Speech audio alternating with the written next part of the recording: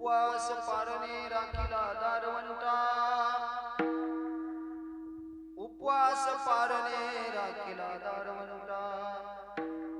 केला भोगवता आम्हाला गे, वंश परंपरा दासमी अंकिता, वंश परंपरा दासमी अंकिता, तुका मोकलिता लाज कोना, उपवास पारणे राखिला दारवंटा, केला भोगवता आम्हाला गे विठ्ठला.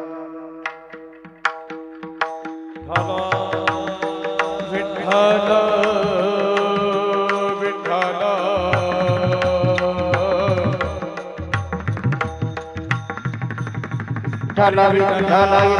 विठ्ठल विठ्ठल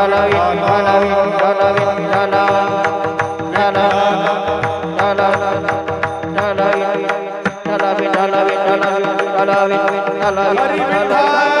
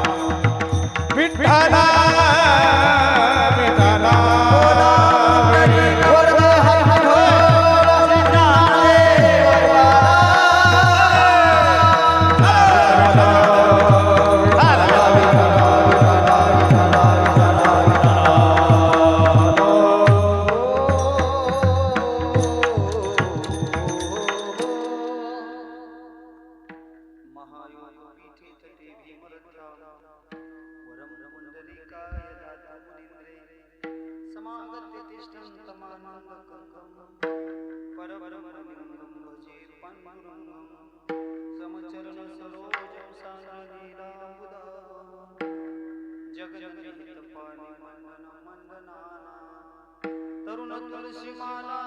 कंधर कंजनेत्रं सदयवलः सुमित्रं चिंतयामि. पंढरीच्या देवराया दंडवत तुझे पाया, दंडवत तुझे पाया, दंडवत तुझे पंढरीच्या देवराया दंडवत तुझे पाया, दंडवत तुझे पाया,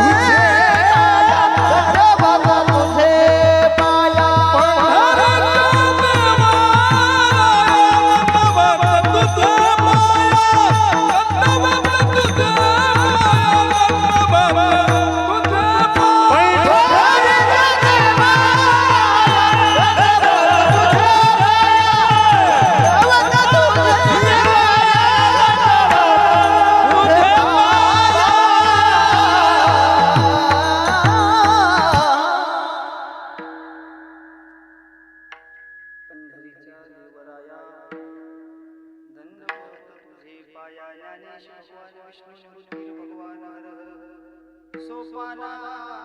भगवान ब्रह्मा मुक्तात्मा ब्रह्मचित्कला. ओम नमो ज्ञानेश्वरा करुणाकराया, तुमचा पावा चराचरी ते वेवे जे मोने ते प्रभू तुमचे शिकविले. मनवली आम्हारी आपण देवा मस्तक हे पायावरी, मस्तक हे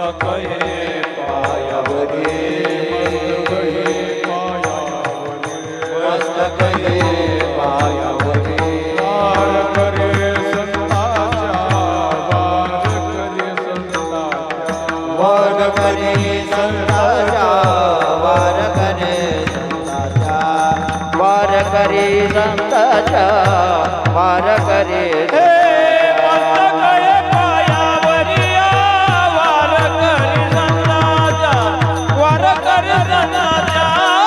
वार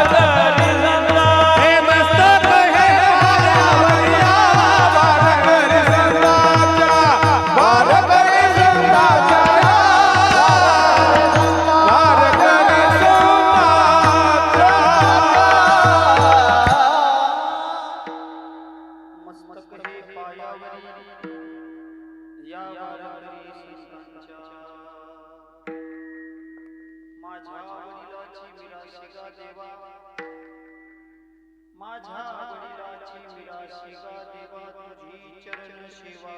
पांडुरंगा उपवास पारणे राखीला दारांता केला भोगवटा आम्हाला गे कृष्ण संगी घेतलेला अक्षय तनुगात्र परम पवित्र महासत्पात्र बोलबोबा पुत्र जगत जगत जगत उद्भराय यांचा तीन चरणाचा अभिषेक घेतलेला आहे आजच्या अभंगामध्ये जगत जगत उद्भराय आपल्या अंतःकरणातली भगवंताची जी चरण सेवा आहे त्याबद्दल आजच्या अभंगात जगत जगत उद्भराय देवाशी भांडण करतात विठाला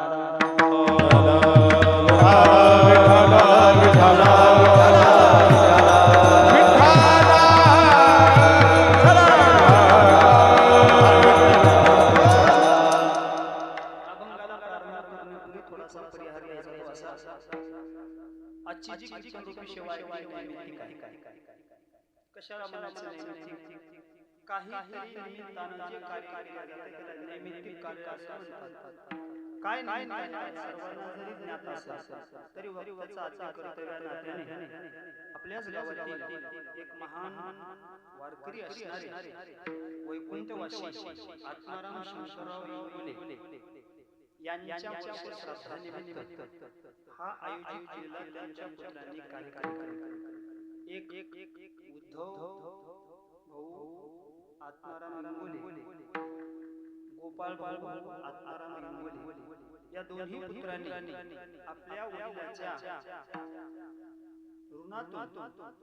काहीतरी उत्तीर्णत्व व्हावी या हेतूने हा आयोजित केलेला कार्यक्रम आणि या कार्यक्रमाला उपस्थित सर्व महाराष्ट्रातील नामांकित गुरुजन मंडळी कीर्तनकार मंडळी उपस्थित आहेत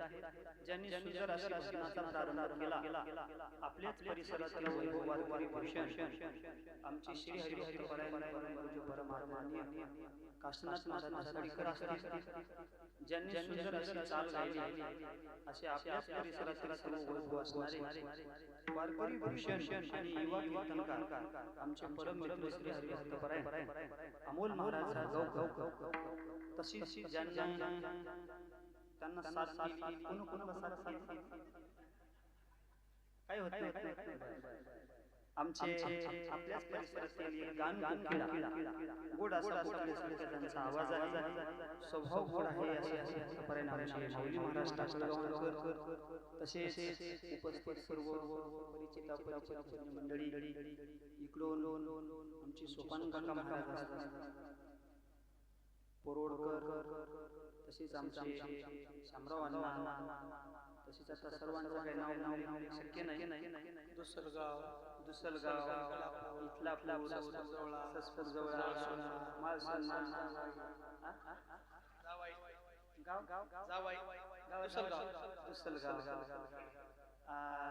गोड अशी ज्यांची साथ आहे अशी वारकरी भूषण असणारे आमचे श्री हरिभक्त परायण गुप्ती सम्राट आमचे गोड स्वभावाचे आणि शांत आमचे सतीश महाराज यांची उपस्थिती अभाय सर्व आता आमचे विठ्ठल कृपान तुम्ही नुसते शूटिंगच करायला राव टाकीनच काय गोड असं नियोजन आहे गोड अशी आदित्य साऊंड सिस्टीम गावात उपस्थित माता पुरुष मंडळी सर्वांच्या सहकार्याने जिथपर्यंत शक्य होईल तिथपर्यंत आपण या अभंगावर चिंतन करण्याचा अभंगाला न्याय देण्याचा प्रयत्न करू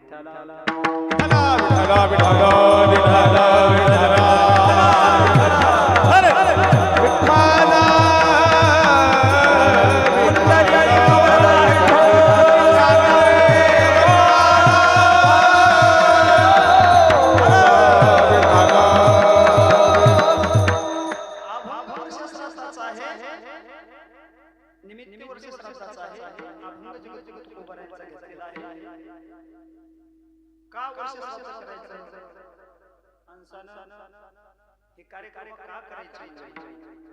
पुन्हा पुन्हा हे कार्यक्रम का करायचे जाणारा जातच असतो पण हे कार्यक्रमाची दुसरी एक परिषद सांगायची झाली तर आपण जेवढे उपस्थित कार्यक्रम त्यांच्याकरता हा संदेश आहे महाराजांचा की एक दिवस आपला असा फोटो लागला हे आज सत्य आणि इथून सावध होण्याची गरज आहे. अजूनही तरी जागा का पुढे दगा असल्यामुळे आपल्याला जागेची अत्यावश्यकता आहे. म्हणून हा येणाऱ्या पाहुणे मंडळी गावकरी मंडळी करता हा संदेश आहे. मग मुलाकरता काय संदेश आहे तर मुलाकरता असा संदेश आहे महाराज. आता कसं आहे आजकाल जातीचे लय खाली निघाले. आता संप्रदायापर्यंत जात आहे. मला एक बोलावं वाटतं संप्रदाय जातीचा काही संबंध नाही. संप्रदायात आमच्या प्रोग्राममध्ये कोणती जात मान्य केलेली माहिती आहे का? ज्यांच्या गळ्यात माळ आहे, ज्यांच्या गळ्यात माळ आहे तो वारकरी, तो गुणवान गुणवंत, आणि ज्यांच्या गळ्यात दोघं माळ घेतले तर ती खरी आपली संप्रदायाची जात. अन्य जातीला इथं महत्त्व नाही. व्यवहारामध्ये जातीला संप्रदायामध्ये जातीला महत्त्व नाही. तरी जसं व्यवहारामध्ये मी जात बऱ्याच पद्धती पडतात तसे इथं बी आम्ही जातीच्या पद्धती पडतात. माफी मागून की आपल्या काही जातीमध्ये दोन प्रकार जाती असतात. तशा वारकरी संप्रदायात वारकऱ्यांमध्ये कोणत्या आहेत? एक माफी मागून सर्वांचा एक दोन पैकी एक वर पैकी एक खाल वारकरी संप्रदायात मला सांगायचं जो वारकरी संप्रदायाची माळ घालतो तो वर पैकी, पण जो माळीचं महत्त्व ठेवून जो वागतो वर पैकी आणि गळ्यात माळ असून जो माळीचा नियम पाळी तो आमच्या संप्रदायात खाल पैकी. विठ्ठला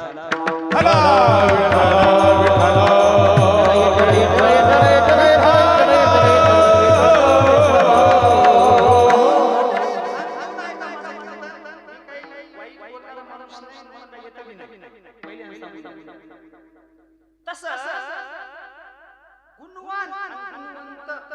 वारकरी असणं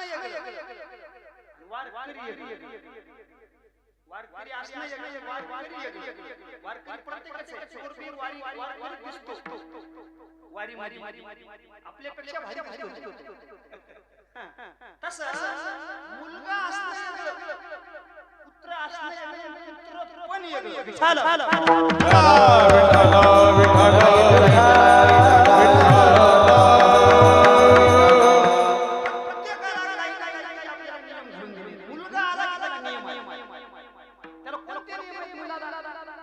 मुलाला शास्त्रात तीन गोष्टी सांगितलेल्या किती गोष्टी सांगितलेल्या? तीन गोष्टी. कोणत्या? एक जोपर्यंत आई तोपर्यंत त्यांचं आई. दुसरं त्यांचं पुण्यतिथीच्या दिवशी अन्नदान करणे, एक पाहुणा जीव घालणे, भजन करणे, हरिनाम करणे हे दुसरं कर्तव्य आई केल्यानंतर. आणि तिसरं कर्तव्य शास्त्रात सांगितले जर तुम्ही तीर्थयात्रेला गेले तर त्यांच्या नावाने पिंडदान करणे. विठ्ठला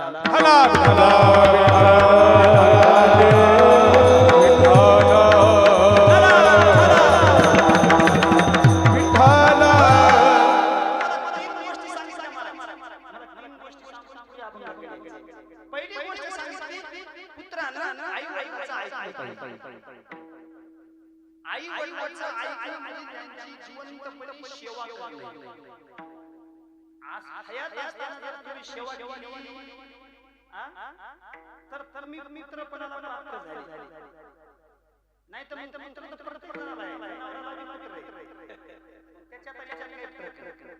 आणि जर म्हणतात महाराज आम्हाला आई वडिलांची ऐकायची गरज आहे, आम्ही सेवा करतो, म्हणलं त्यांना खायला देतो, त्यांची व्यवस्था करतो,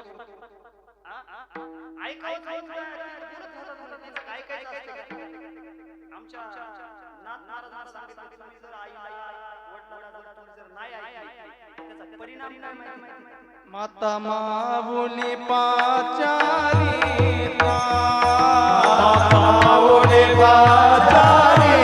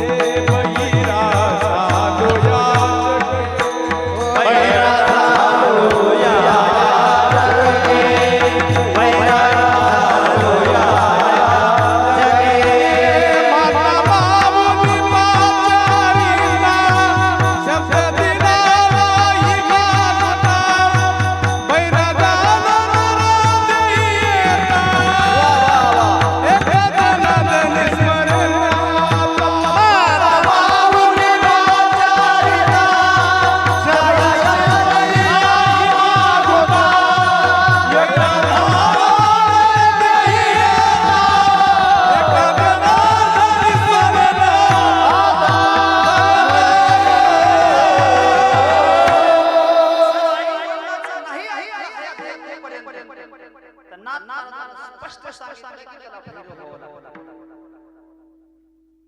नाही संत कीर्ती श्रवणी आली, नाही साधू सेवा घडी घडी, पितृ वचनाशी पाठ दिली. तीर्थे व्रते असो त्यागी किंवा माता माऊली पाचार्याला शब्द नाही दिला माता. बहिराज झालो नरदेही येता. याचा अर्थ असा आहे, जे जे धैर्य येतात त्यांनी काय केले, मागच्या जन्मात मायबापाचं ऐकलं नाही. म्हणून आज या जन्मात धैर्य मी सांगत नाही, दत्ता महाराज पैठणचे नाथ महाराज सांगतात.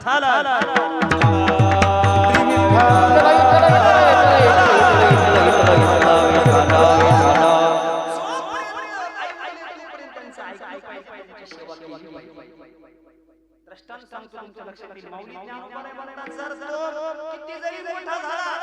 सतीश महाराज ज्ञानोबाने म्हणतात त्याला गावात माने गावाचे भांडण लागले, ती बोलले की भांडण एवढा मान गाव. तो जर तालुक्याच्या ठिकाणी गेला तर आवाज आमदार जागा बसायचा. तो जर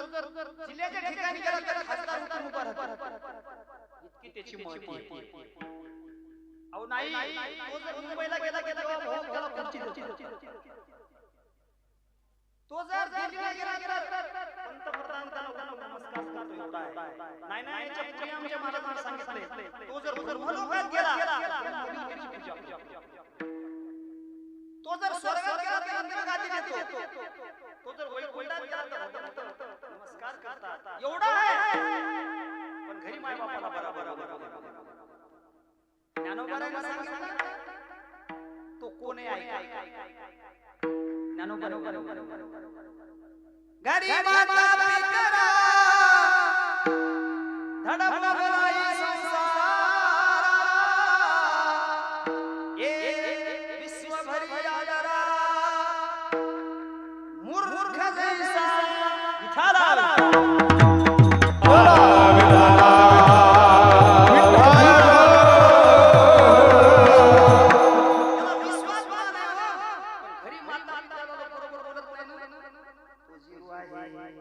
तो मूर्ख आहे. जोपर्यंत ते आहे तोपर्यंत त्याची सेवा करायची. पहिला दुसरा मुद्दा तुम्हाला सांगा, ते गेल्यानंतर त्यांच्या नावाने केलं पाहिजे. मग आपल्या परिस्थितीनुसार दर वर्षाला आपण स्मरण केलं पाहिजे. ज्याची जशी ऐपत आहे तसं अनुदान करायचं. ज्याची ऐपतच नाही, शास्त्रानं सांगितले फुलाचा कथा घ्यायचा, अग्नीवर टाकायचा, त्याला पाणी पण हे कोण करायचं. ज्याची कॅपॅसिटी नाही अन्नदान करण्याची, फुलाचा कथा घ्यायचा, अग्नीवर टाकायचा, पाणी पिंडदान. जशी परिस्थिती असेल तसं पिंडदान केलं पाहिजे वर्षाला त्यांच्या नावाने. रामरामच्या काळात दृष्टांत, रामरामच्या वनवासाला निघाली आणि प्रयागराजला आले. प्रयागराजला त्यांनी ठरवलं आपले भूषण पुरोहित आहेत त्या भूषण पुरोहिताला बोलवलं आणि बोलवल्यानंतर रामरावनं ठरवलं की आपण पिंडदान केलं पाहिजे प्रयागराज म्हणून राम आपल्या भूषण जे पुरोहित होते ब्राह्मणांनी त्यांना सांगितलं आमचं पिंडदान करायचं पिंडदान करत असताना त्या ब्राह्मणांनी विचारलं चार पिढ्याचे नाव माहित पाहिजे पाच मागच्या चार पिढ्याचे नाव माहित पाहिजे आपले वडील आजोबा पंजोबा खापर पंजोबा एवढी पिंडदान एवढी नाव आपल्याला माहित पाहिजे मग राम पिंडदान करत असताना सोडले महाराज आपल्या आजोबाचा सोडला पंजोबाचा खापर पंजोबाचा ब्राह्मणांना सांगितलं वडिलांचा नसतो राम सांगितलं राम प्रभू माहित ब्राह्मणांना सांगितलं तुमचे वडील ज्या दिवशी तुम्ही वनवासाला गेले त्या दिवशी तुमच्या वियोगाला काय चौघे पुत्र दशरथा अंतकाळी देह ठेवला तुमच्या वडिलांनी 14 वर्ष रामरावनं वडिलांचं पिंडदान केलं कसं केलं याच्याकरता मी सांगायला जे काही ज्या मला फळ भेटले ते फळ त्यांनी पिंडदान म्हणून केले जशी परिस्थिती असेल तसं आपल्याला वर्षाला पिंडदान वर्षाला करणंच भाग आहे ज्याची परिस्थिती नाही त्यानं गुळ अग्नीवर टाकला तरी चाल पण एखादा जर असेल महाराज आज किती तारीख 9 नोव्हेंबरला जर एखाद्या काडी लागली संपत्तीला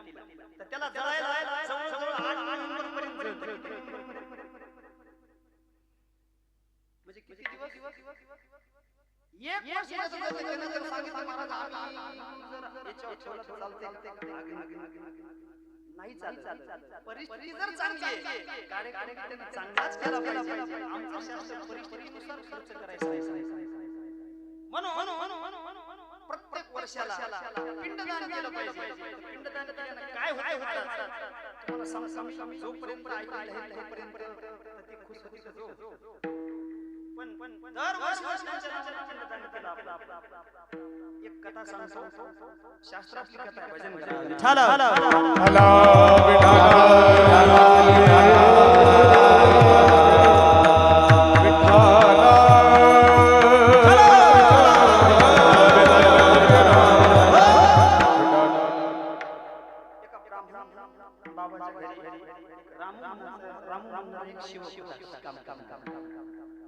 काम करत असताना एका दिवशी काय अचानक काळाचा घाला त्या रामाला आणि तो मेला आणि मेल्यानंतर तो डायरेक्ट यम लोकात गेला आणि यम लोकामध्ये गेल्यानंतर तो तिथे गेल्यानंतर काय झालं यम युद्ध होतं यम कधी होते माहिती आहे यम ज्ञानेश्वर महाराज जर त्याला स्वर्गाची संपत्ती जर स्वर्ग जर प्राप्त करून घ्यायचा असेल 100 यज्ञ करू लागतो स्वर्गाची का शतमक संपत्ती स्वर्गाची 100 यज्ञ करू लागतो स्वर्गाची गादी मिळवण्याकरता जर जनावर असेल की आपण देऊ तर त्याला ब्राह्मणाच्या कुलामध्ये जन्म घ्यावा लागतात 100 पुन्हा 100 जन्म पुन्हा 100 जन्म ब्राह्मणासारखं षडकर्म करत आहे त्यावेळेस 100वा जन्माच्या नंतर मग ब्रह्मपद प्राप्त होते माऊली ज्ञानोबा म्हणतात ना काय राजेश महाराज युवा कीर्तन गोड कीर्तन करायचे गावात सपोर्ट केला तुमच्या हे लय विशेष माणूस मोठा माहिती आहे परिसरातून होत नाही माणूस मोठा गावातून होतो विठाला हरी विठाला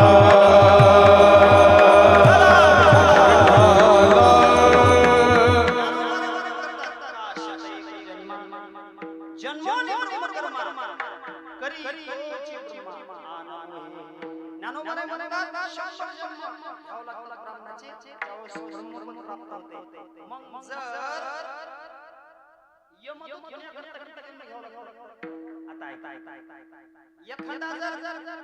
वाईट नरकात जात असेल ते जर 100 नरकात जात असेल तर यम त्याला यमराजाची तसं त्या रामाला यमराजाची भेटली आणि यमराजाची भेटल्यानंतर त्याच्या मागे एकच काम सुरू झालं जायचं घेऊन यायचं आणि तो नेमका ज्या ब्राह्मणाच्या घरी कामाला होता त्याच घरी त्याच्या बाजूच्याच घरी न्याला एक गिऱ्हाईक न्याला आला त्याला वाटलं चला आपल्या काकाला भेटून जाऊ जाऊ करत आलो काकाला काका आहेत का घरी काका म्हणजे अर्धा मेला लगेच आला घडलेलं बोलताना सांगितलं आता मला ड्युटी लागली हे आता घेऊन जाऊ आज पण आले ते पलीकडल्या ब्राह्मण काकाला घेऊन जाऊ आताच पंचांग सांगून गेली ती म्हणली ते माहिती पण आता गेली थोड्या वेळात लग्नाचा बी आवाज आला बाजूला ब्राह्मणाला विचारलं नर्क कसा आहे कोणी विचारलं काका म्हणले नर्क आता सांगायचं काय सांगायचं मग काकाची अशी अशी अशी कमरा भरून लोकांना सांगायचं दाम जाऊ की नरक असा असते नरकाचा असा असते माझी इच्छा आहे नरक कोण म्हणाले ब्राह्मण काका म्हणाले ते म्हणले आमच्या बॉसला विचारू मला तुम्हाला नेता येणार ते म्हणले दुसऱ्याच्या कडे विचारू काय राम गेला आणि यम राजा म्हणले महाराज तुम्ही जर माझ्यावर प्रसन्न असलात तर माझी एक इच्छा आहे म्हणजे काय इच्छा आहे यमराजांना विचारलं त्यावेळेस त्याने सांगितलं आमचे काका आहेत कामाला म्हणजे तर कामाला होतो ते काका आहेत आणि त्या काकाची इच्छा आहे की नरक बघणे कशाची इच्छा आहे नरक पाहण्याची ते म्हणले अरे असं आणता येत नाही ते म्हणले हां त्याच्यामुळे मूळ लागलं काम करीत असलं सांग तुम्ही काय म्हणे सांग विचार काय तर यमराजाची आज राहिली आणि यमराजाने सांगितलं काय नाही काकाला घेऊन गेला राम काकाला घेऊन काकाला एक जण नाही काकाला चौकच होऊ लागली आणि काकाला आणि यमराजाने हजर केलं हजर केलं इच्छा होती काय नरक बघायची नरक बघायची इच्छा होती काका आणि राम नरकामध्ये फिरायला लागले पहिला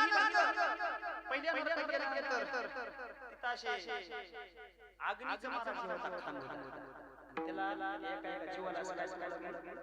कौटळू लागलं मग काका विचारलं हे काय आहे त्यांनी सांगितलं हे जो अनैतिक वागला त्याच्या हा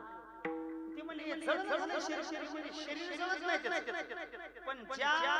अग्नीला कौटळल्यानंतर जे त्रास होतो ते त्रास जीवाला होतो त्या याला देहाला काय लागतं पण त्या जीवाला त्रास म्हणजे हे पुढे गेल्यानंतर विचारलं हे तळायला काहीतरी भजी तळले याचं काय मी सांगितलं ज्या परमार्थात राहतो माळ घातला पण नीट घातली नाही माळ म्हणजे तुळशीची बघून घालव कोणती बी घातली कोणती बी घातली त्याच्या करता मला हात त्याला तळी तळी कशा तळी त्याला पण त्या नरकामध्ये सुद्धा यज्ञ महाराज हसू लागला ते त्रास त्या काकाला त्याला विचारलं की तू एवढ्या त्रासामध्ये त्याचं कारण काय त्यानं सांगितलं माझ्या जीवामध्ये एक वारकरी जन्मलाय कोण जन्मलाय वारकरी जन्मलाय आणि तो वारकरी जन्मल्यामुळे मला मला काय काय दुःखात खरा आनंद व्हायला आणि मी त्याला दुःखात असून सुद्धा काय करायला त्याला आशीर्वाद कुठून नरकात सुद्धा महाराजांना आशीर्वाद देतात पण आपली वागणूक कशी पाहिजे कल्याण इच्छिती दया कुला कल्याण इच्छिती दया कुला कल्याण इच्छिती दया कुला कल्याण इच्छिती दया कुला तुका भव पितरा तुका भव पितरा आशीर्वाद दे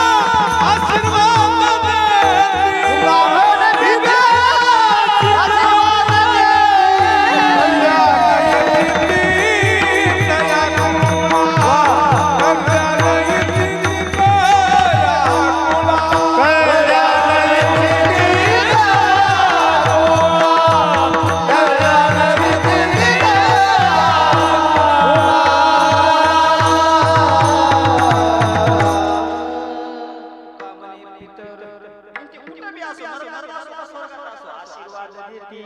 कोणाला देती जे योग्य मार्गाने चालायले आपले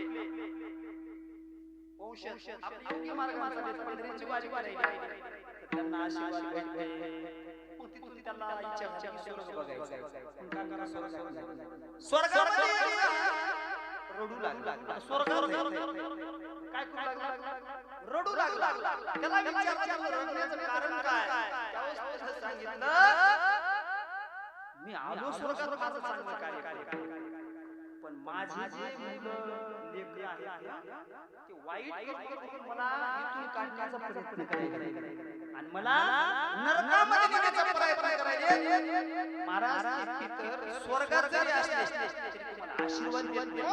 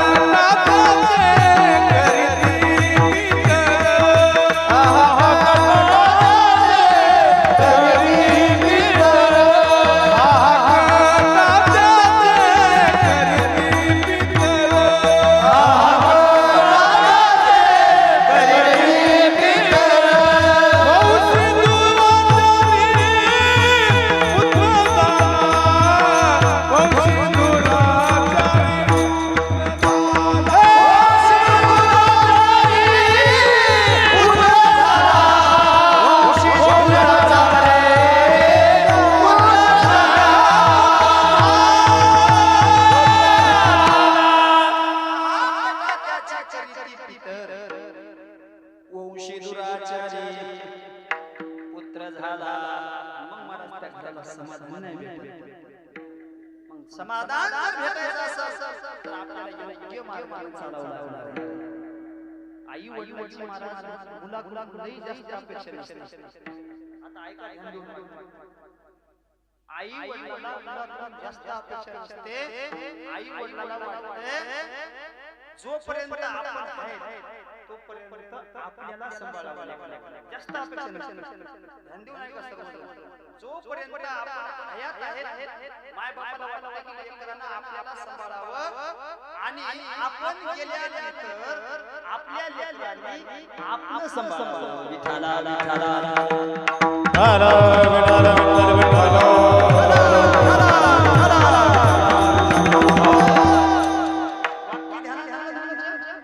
जोपर्यंत आहे तोपर्यंत आपल्याला सांभाळावं आणि आपण गेल्यानंतर आपलं सांभाळावं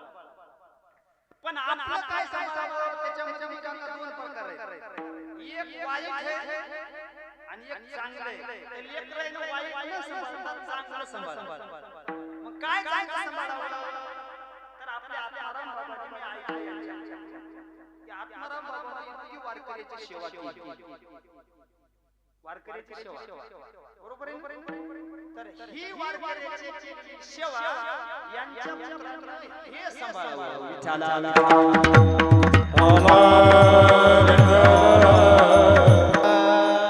हा संदेश यांच्या मुलाखत नाही महाराज तर हा संदेश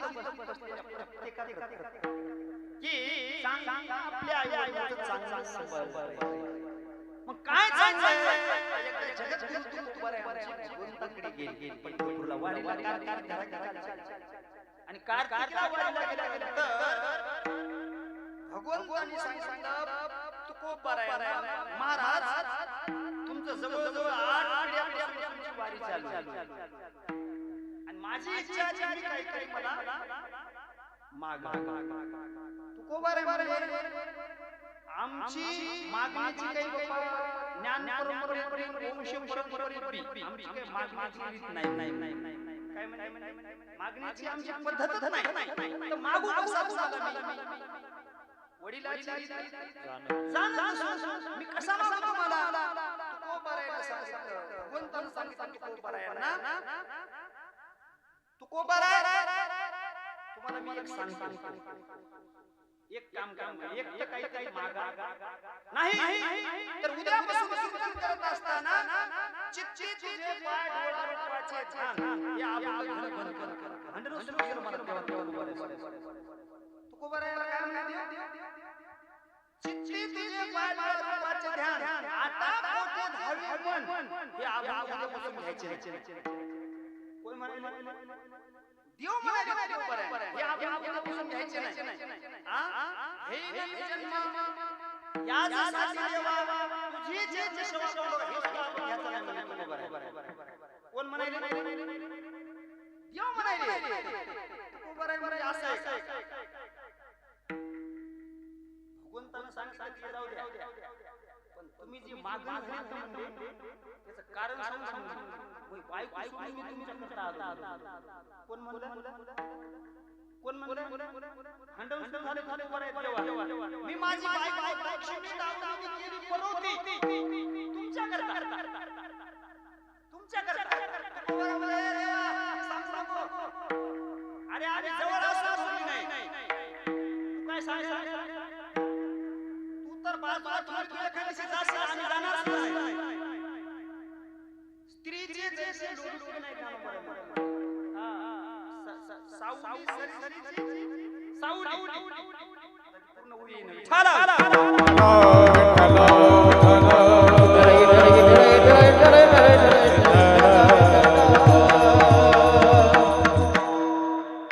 तुला सांगायला गेले देवा देव सांगायला तुका करा मला सांगायला कसं असते पहिल्याला भांडण देव येते आणि मग त्याच्या बुद्ध्या मुद्दा आणि गुद्दा मग भगवंत बुद्ध्या म्हणजे हे आपण घ्यायचे नाही तू कोवऱ्यामध्ये शपाळी झाली म्हणजे कोणाला सांगायला म्हणजे तू चरणाची आपण घ्यायचे कोणाला सांगायला तुझ्या बापाच्या घरचे का म्हणले तू कोवऱ्या का म्हणे तुझ्या बापाच्या घरचे का म्हणले आपण म्हणाला तू कोवऱ्या म्हणाली देव म्हणले मग कोणाच्या बापाच्या घरचं आहे मग तू कोवऱ्याला सांगितलं माझ्या वडिलाची मिरासी का देवा माझ्या वडिलाची मिरासी का देवा माझ्या वडिलाची मिरासी का देवा माझ्या वडिलाची मिरासी का देवा तुझी चरण सेवा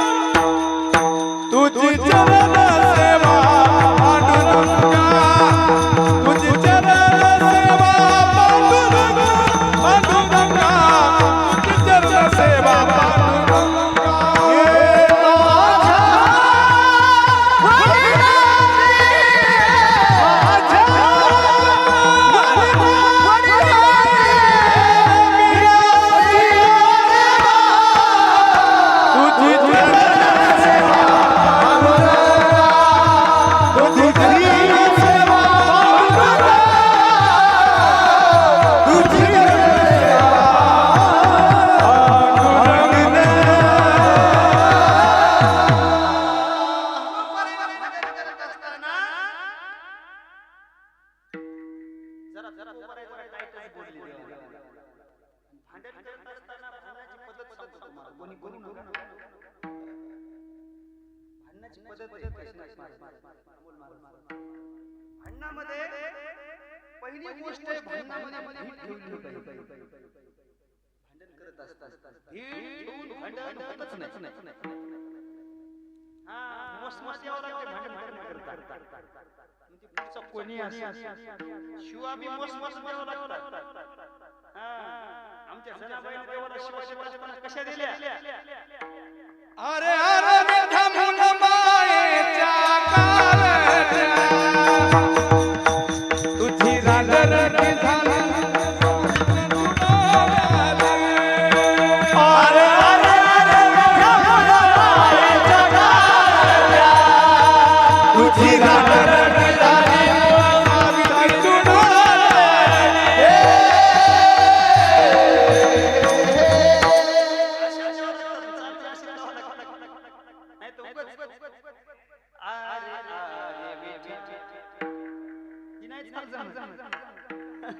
भांडण करायचं.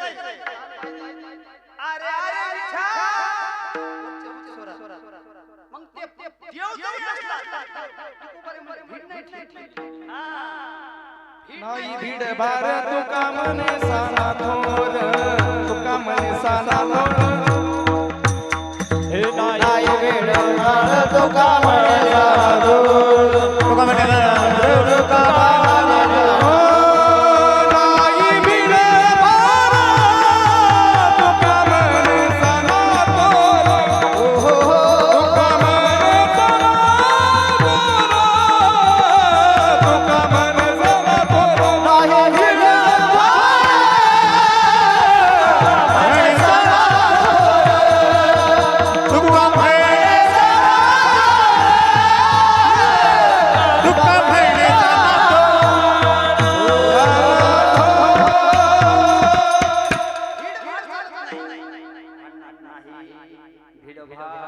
दुसरी गोष्ट आहे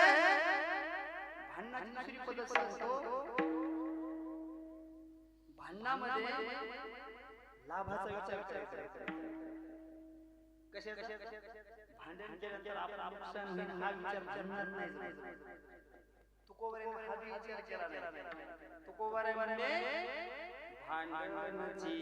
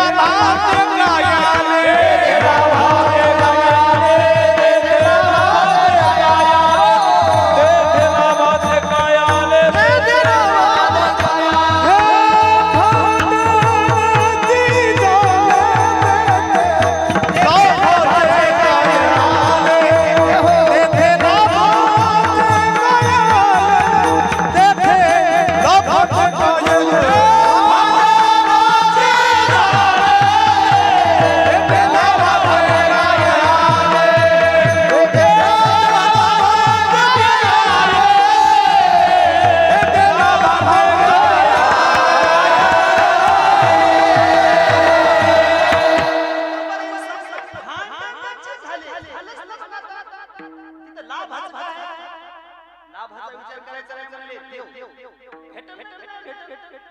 पण माझ्या वडिलांची आशीर्वाद का तुझी चरण सेवा माझ्या वडिलांबरोबर वंश परंपरेने नबी ज्ञान परंपरेने नबी तुझी सेवा केलेली आहे. तू काय म्हणतो हे आपण घेणं कामाला तुझा अधिकार आहे का. महाराज असं भांडण झालं पाहिजे. आपल्या वडिलांच्या मिराशीचे भांडण होतात. ही माझी मिरासी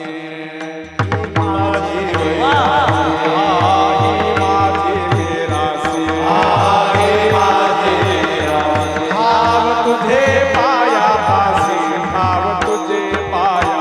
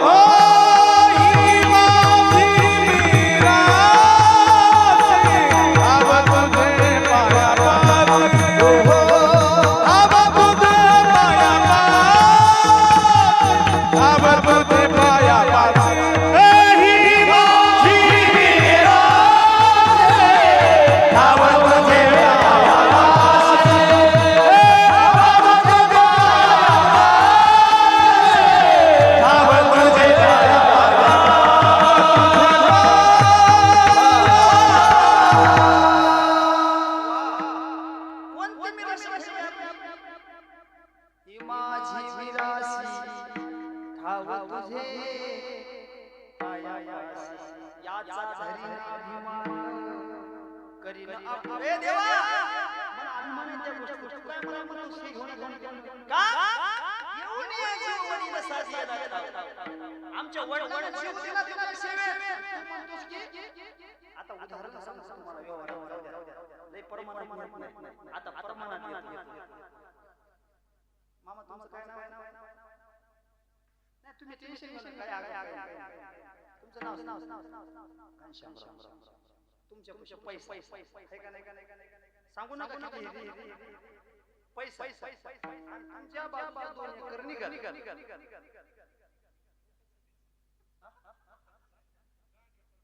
अरे मग मी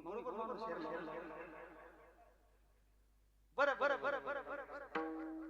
उदाहरण होईल मारून 2 एकर जर निघाल ते जर आपण आपल्या घेत दुसऱ्याच होतो. आता आपण आपल्या बरोबर आहे. मग तिथं जर पहिलं मालक जर म्हणत असेल तू काय करणार का जर म्हणत तर महाराज त्याला आपण भांडू का नाही? बरोबर आहे. ते जरी काही कायद्याने तशी बरोबर आहे. कायद्याने जशी आपण कमाई करायची आपल्या जीवावर तशी आमच्या वडिलोपार्जित जाय सेवा करणे. आमच्या वडिलोपार्जित एका जन्माची अनंत जन्माची आम्ही तुझे सेवेची काय सेवेकरी ती प्रॉपर्टी आमच्या नावावर आहे. म्हणून ही मिरासी ही भांडवल आमच्या वडिलांचे म्हणजे काय सांगतात हे घेऊन माझ्या वडिलांची तुझी चरण सेवा करण्याची माझ्या वडिलांची काय आहे महाराज भांडण असं झालं पाहिजे. आपल्या बापाच्या प्रॉपर्टीला भांडण होतात चालू आहे होणार आहे झालेले पुढे होणार. पण कोण्या प्रॉपर्टीला मला खरं सांगा महाराज. आता आमच्याच गावातलं उदाहरण सांगतो. नाव नाही ज्यांना कळत आमचे एका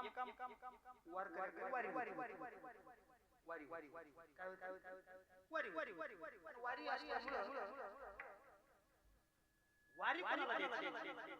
प्रॉपर्टी सगळ्यांना बरोबर वाटून वारी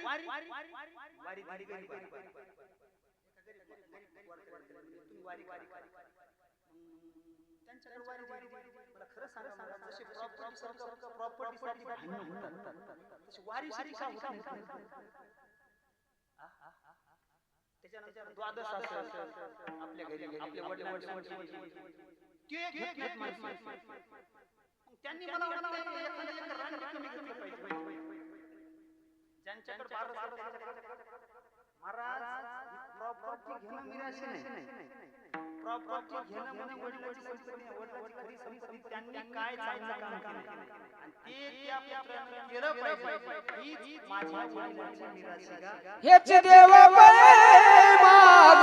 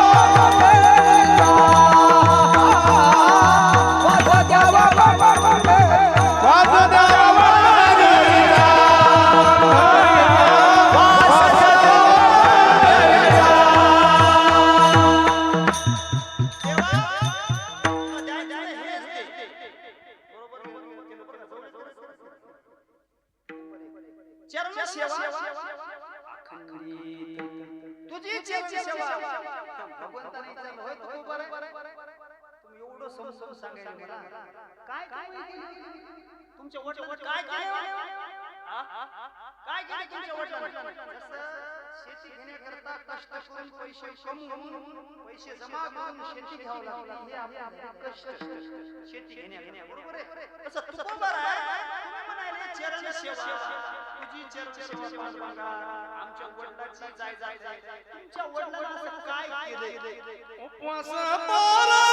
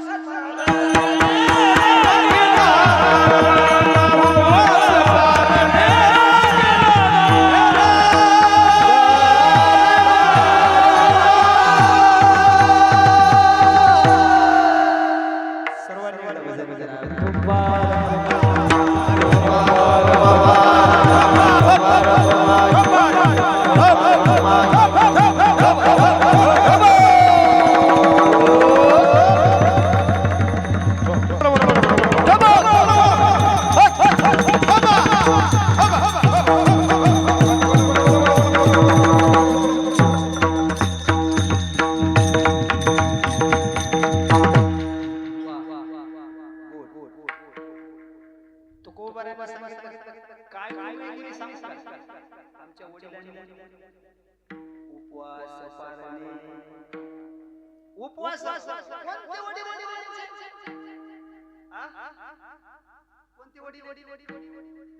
अंबरीश वडील आहे रुक्मांगद वडील आहे आणि यांनी उपवासाचे पारण केलं काय केलं रुक्मांगदानं एकादशी केली अंबरीशानं द्वादशी पारण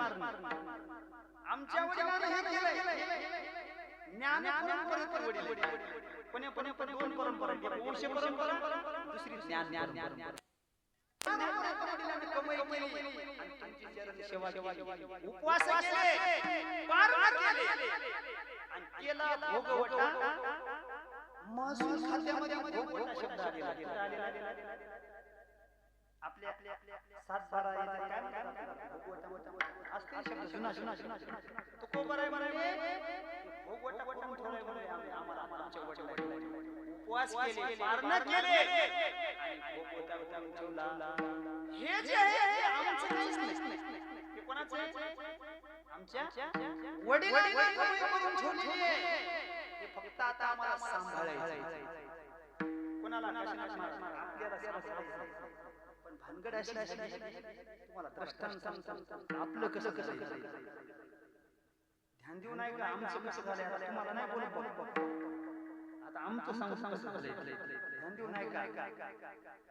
अण्णा आपल्या थोड्या जुन्या काळातल्या गोष्टी बसवायची पंढरपुरावरून खरेदी केली आणि वाहनामध्ये आपण बैलगाडी जुन्या काळात दोन गाडू ध्यान देऊ नाही का दोन गाडू आणि दोन गाडू एका गाडूवर पांडुरंगाची मूर्ती टाकली एका गाडूवर रुक्मिणी आईची माऊली ध्यान देऊ नाही का एका गाडूवर विठ्ठल पांडुरंगाला टाकलं एका गाडूवर रुक्मिणी आईची आणि मुक्काम करत इथला पुढे आपल्या थोड्या निघाले लोहगावर आले दामवाल्याला कळालं की देव म्हणून त्यांनी रांगोळ्या काढल्या हार तयार केले आणि दामपुरीमध्ये ते गाढवा आल्यानंतर गाढवाला हार घातला गाढवाची पूजा केली गाढवाला खाना दिली गाढवाचा आदर सत्कार केला गाढवाची गावात मिरवणूक काढली आणि पुढी मार्ग केली थोड्यामध्ये आल्यानंतर उतरून घेतल्यानंतर पुन्हा ते गाढवा वापस पंढरपूरला निघाले जात असताना मात्र दामपुरीहून गाढवा जात असताना ते गाढवा जात असताना ते गाढव विचारू लागला आपल्याला येता नाही इतका आदर सत्कार झाला पण त्या गाढवाला काय वाटलं आपलाच आदर सत्कार काय वाटलं गाढवाला जे हार घालायले बुक्का लावायले तुम्ही दुसरीकडे जाऊ नका गाढवाचं बोला जे हार घालायले जी बुक्का लावायले जी फोटो काढायले गाढवाला काय वाटलं आपलाच गाढवाला काय वाटलं आपलाच करायचा पण हा मला खरं सांगा ते सत्कार कोणाचा होता गाढवाचा होता कोणाचा देव म्हणून त्या गाढवाचा मान गाढवाने मनात गेला पाहिजे की आपल्याला मान आपल्याला संप्रदायामुळे मान आहे का आपल्यामुळे संप्रदायाला संप्रदायामुळे आपल्याला मान आहे पण काही गाढव माफ करा काही जण असं वाटायले की आमच्यामुळे संप्रदायाला पण ही गोष्ट चुकीची केला भोगवटा आम्हाला हे आपलं नाही जे आहे ते पांडुरंगाचे जे रुक्मिणी आई साहेबांचे जे आहे ते साधू संतांचं आहे आपण फक्त गाढवासारखे वाहणारे कसे येतात मान वाहणारे येतात पुढीला खाण्याचा तो मान ते मी मान हारवाही हे कोणाचं आहे आमच्या वडिलांचं आहे त्यांनी उपवास पारणा करून आपल्याकडे हे जतन करून ठेवले मोतीराम महाराज असतील मारोतराव महाराज असतील यांनी हे जतन करून ठेवले आणि हे त्यांचे आता फक्त आपल्याला ऐकायला मस्त खेळायचं काम आहे फक्त चांगल्या पद्धतीने खात नाही तर ती म्हणतात ना गाजराची रंगी होऊ नये जोर वाजली कापून खाला नाही जमलेलं कारण ही गाजराची रंगी नाही हे वडिलोपरीची आपली संपत्ती आहे ही संपत्ती आपल्याला सांभाळायची आहे ओ महाराज हे आमच्या वडिलांनी कमवून ठेवलेलं आम्हाला भोग आमच्या वाट्याला आलेला आहे आणि याच्या पुढे जर तुला वाटत असेल आम्ही ही सेवा करू नये तुझ्या चरणाची तर ही लाज आम्हाला नाही मिळेल वंश परंपरा दास मिया गीता वंश परंपरा दास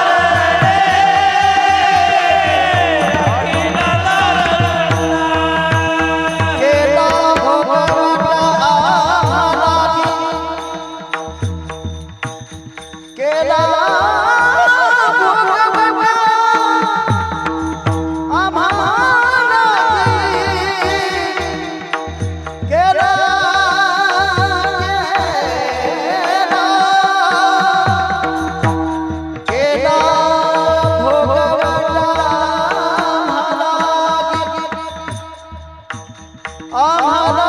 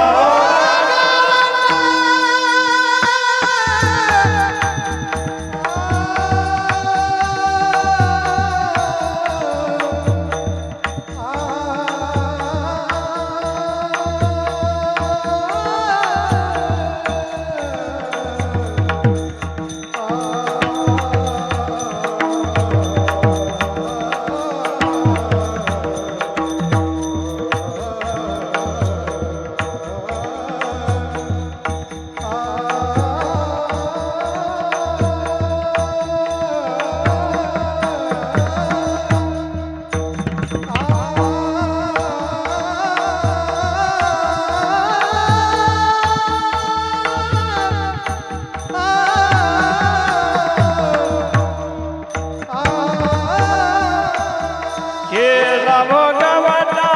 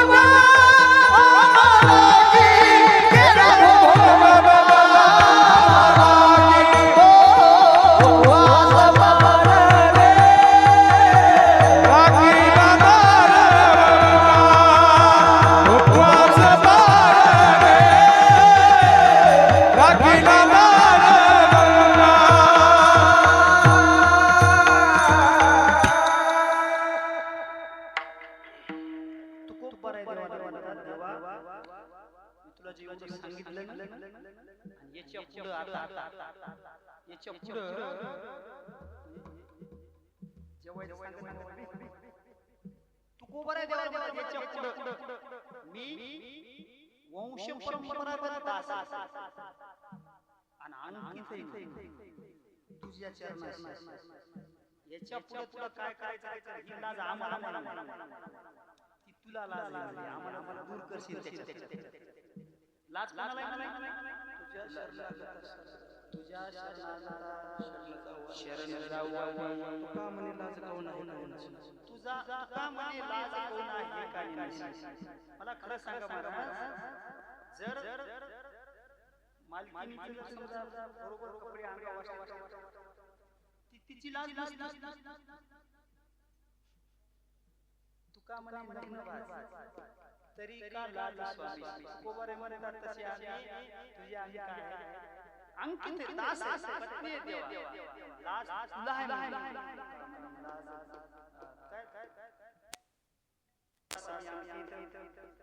तुका तू कोबऱ्याला जर म्हणून गल्लास लाज नाही जगाला जग लाज तुझी जाणार आहे तू आम्हाला माझ्या पुत्र कुणाला म्हणायचं ऐका जो आई वडिलांची सेवा करतो जो दर वर्षाला पुण्यदिनी करतो आणि क्षेत्रावर गेल्यावर पिंडदान बापाच्या आईच्या नावाने करतो तोच खरा मिराशीचा धनी आहे सारांश आहे बाकी तुम्ही काही नाही घेतले एका एकीला मिराशीचा धनी महाराज हे तीन गोष्टी आजच्या लक्षात ठेवा आई वडिलांची जोडीपर्यंत आहे तोपर्यंत सेवा करा दोन नंबर आई वडिलांनंतर त्यांचं पुण्य स्मरण साजरा करा जशी आपली आई आहे तशी हे महत्त्वाचा पॉइंट आणि तिसरी गोष्ट आहे त्यांचं क्षेत्रावर गेल्यावर पिंडदान करायला विसरू नका हीच खरी आई वडिलांची सेवा आहे बाकी काही नाही आणि आजच्या दिवस जर पुण्य स्मरण केलं तर महाराज मित्राच्या दृष्टीने पर्व काळ येणार सांगतो पुरुषाशी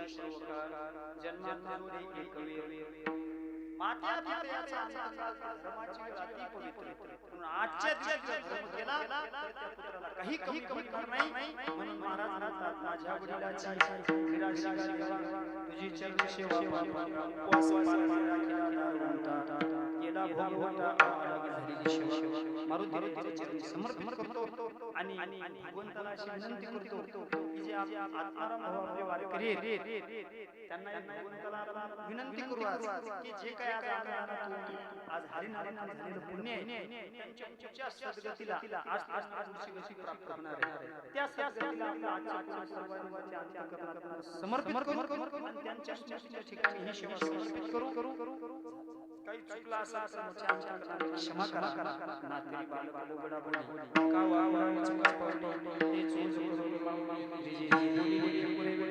उत्तर करा क्षमा महाराज तुझ्या प्रति सर्व जेव्हा आणि सर्व पाहुणे उपस्थित झालेली आहे आता जास्त लांबून म्हणजे शिजल्यावर जाळ म्हणून आता इथंच थांबतो पुरे ज्ञानेश्वर माऊली